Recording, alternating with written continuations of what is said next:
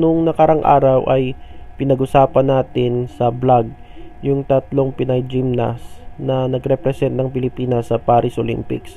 At isa doon ay si Levi Jung Rubibar na kahapon ay parte na ng Viva Artist Agency. Alam naman natin yung Viva ay isa sa pinakamalaking talent artist agency dito sa Pilipinas. Halos kapantay niya ito yung Star Magic ng ABS-CBN at Sparkle ng GMA7. At isa doon si Levi sa bagong talent nila doon sa Viva. At marami ding mga malalaking artista na naging part ng Viva. Isa dyan si Regine Velasquez, Sara Hieronimo, Ann Curtis at iba pa. So pumirma na siya sa Viva Artist Agency bilang isang brand and modeling. So nagpo-focus siya sa modeling. At maraming nako-confuse kung ano yung pareha lang ba yung Viva at saka yung Viva Max. So yes, pareha po sila. Yung Viva Max kasi yan yung mga home ng mga sexy stars at saka mga sexy models. Yan yung Viva Max. Samantala yung Viva, yan yung mga artista, no?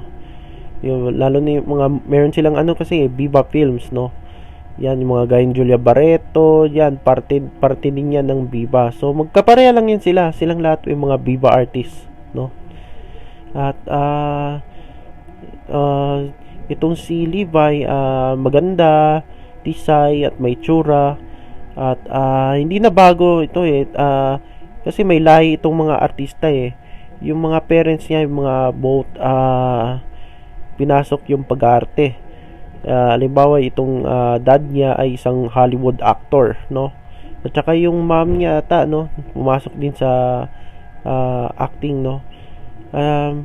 Hindi na lahi na nila yung mga nasa entertainment, no? At bukod sa pagiging gymnast niya, ano ba yung mga option ni Levi, no?